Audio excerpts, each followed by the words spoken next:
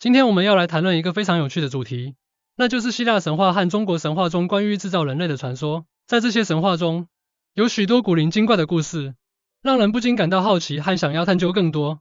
那么，让我们一起进入这个神秘的世界，探索其中的奥秘吧。在开始之前，请帮我按赞、分享及订阅，并开启小铃铛，才不会错过更多的鉴定报告哦。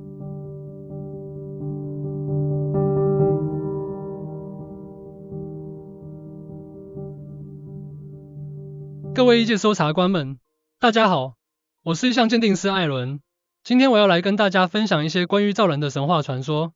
你知道吗？关于人类从哪里来这个问题，在中国古书上有好几种不同的说法呢。当然，其中最有名的莫过于盘古创天地的神话啦。但还有一个广为人知的版本，就是说人类其实是由女娲炼石补天，重整天地之后亲手捏出来的。接下来我就来跟你们分享在中国神话中几个关于造人的小故事吧。女娲补天的传说相信大家都听过，但除了补天以外，女娲可没有大家想的这么简单。她一开始以黄土混以水为原料，用手捏出男女泥人。但她想造的不只是一两个人，而是一大群人啊。于是，她改变了方法，拿了一根很粗的绳子，进入水和泥渗合在一起的原料内，然后把绳高举，让泥浆顺着绳而滴落，一滴滴的泥团就逐渐形成了一个个的人。这种方法方便迅速多了，可是所造出的人当然无法与用手捏的相比。女娲用手捏出来的泥人精巧而细致，因此被命为富人或贵人，而那些用泥绳捏出来的人就只能称为平庸之流或穷人了。接下来我们来聊聊河北地区的民间传说吧。这可是一个关于造人的有趣故事。听说在这个故事中，人其实不是由女娲创造的，而是由一个叫盘古的家伙所创造的。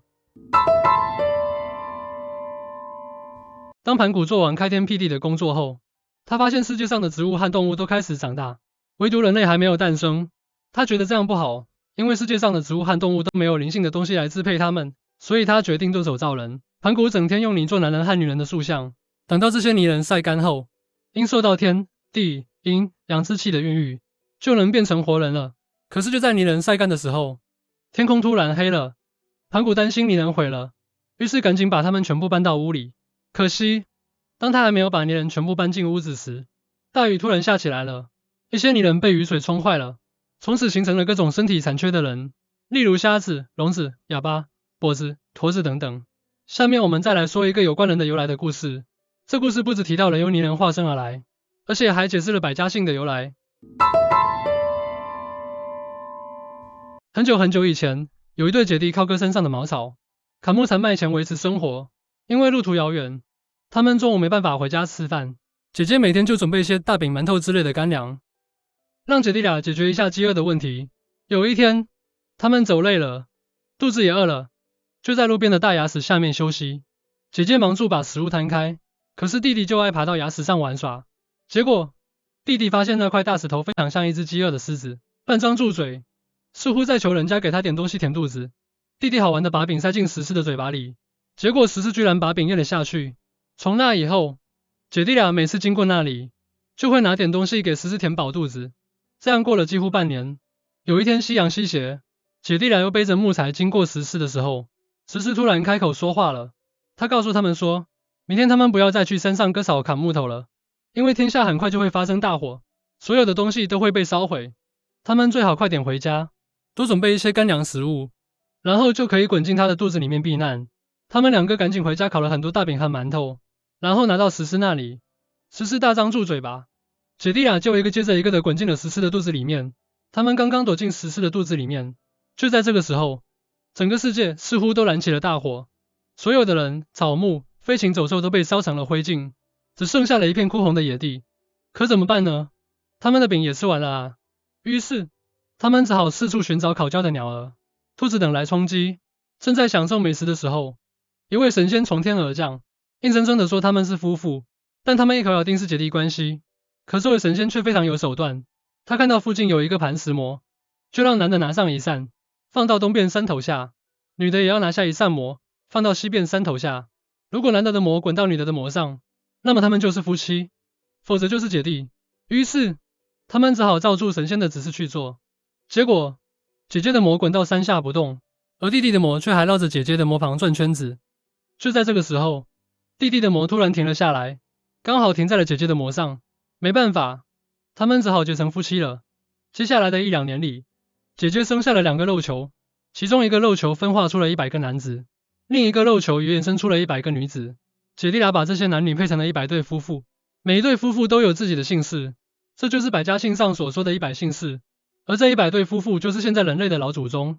其实人类是有手足相婚而来的传说，可不止上面这一则。相传女娲就是与她的哥哥伏羲成婚的呢。听完了中国的造人传说，现在我们来说说希腊神话吧。在希腊神话中，普罗米修斯可是一个深谋远虑的家伙，聪明的不得了，比众神还聪明。他还跟泰坦诸神及他的兄弟伊比米修斯打过仗，可谓是神界的老江湖啊。可是你知道吗？他的哥哥伊比米修斯，名字叫做后悔的这个家伙，总是莽撞行事，动不动就改变主意。在造人之前，他把所有好东西都给了动物，像是力气、迅速、勇气、狡猾伶俐，还有皮革、毛羽、炽盛、甲壳等等，留下来的东西就不怎么的了。这下子，人类就没有像动物一样的厚实外壳，也没有与野兽竞争的技能了。后悔的伊比米修斯知道自己犯了错，但又来不及了，于是他找来了他聪明的兄弟普罗米修斯，让他来负责造人的工作。普罗米修斯可是一个高手，他想了一个使人类占优势的办法。他先把人类塑造的比动物更高贵，就像众神一样是直立着的。接着，他登上天堂，从太阳神阿波罗那里去偷走了一个火种，然后把火带了下来，作为人类的保护。这可比羽毛、力气和迅速厉害多了。因此，人类虽然还是脆弱且短命，但是因为有了熊熊的火，我们学到了许多技能，进化的非常的厉害。这可都是普罗米修斯帮我们想出来的啊。另一个关于希腊神话中的人类起源，据说希腊神奇亲自创造了人类，并用不同的金属材料做出不同的人种。第一种人是黄金人，这些人虽然是普通人，但他们的生活却像神一般无忧无虑，享受着丰富的收获和无数的宠物，还得到神明的喜爱。而且当他们去世时，他们的灵魂会成为纯洁的灵魂，守护人类的道德。可是接下来，神明们又用银来做人，可悲的是，这些银人智商低，不懂得如何避免相互残杀，所以他们不仅会死亡，还远不如黄金人般幸福。然后是铜人，他们拥有无比的力量，可是却热爱战争和暴力，以致最终被自己的双手毁灭了。但还有一些像神一般的英雄，他们是黄金人之后的优秀人种，打过光荣的战役，从事伟大的冒险，被人们传颂于千秋万世。最后，神明们创造了第5种人，就是我们现在的人类，铁人种。可惜的是，我们生活在一个充满罪恶的时代，我们的本性也是很容易陷入罪恶的深渊。当我们成人到崇拜权力时，毁灭的时刻将会来临，神明们将会毁灭我们。随住地球上的人类越来越坏，这让宙斯十分不爽，于是他决定混淆狂风暴雨，让地球上的人类彻底灭亡。宙斯放出洪水，然后召唤他的兄弟海神来帮忙，他们一起将大雨和河流从天上倾泻到地球上，把陆地淹没了。只有高耸的帕诺修斯山还没被淹没，在山顶上的一小块干地上，成为了人类避难的唯一地方。经过9天9夜的暴雨后，一艘像木箱子一样的东西漂流到了那个地方，里面藏着一男一女，他们是宇宙中最聪明的人，普罗米修斯的儿子和子女。普罗米修斯的儿子预见到了洪水的来临，所以建造了一只木箱，并备好了食物。他们爬进箱子里躲了起来。幸运的是，宙斯并没有发怒，因为这2个人是虔诚的信仰者。当箱子飘到陆地时，他们走出来，四处张望，发现周围没有任何生命的迹象，这个世界除了他们，就只有死气沉沉和汹涌的海水。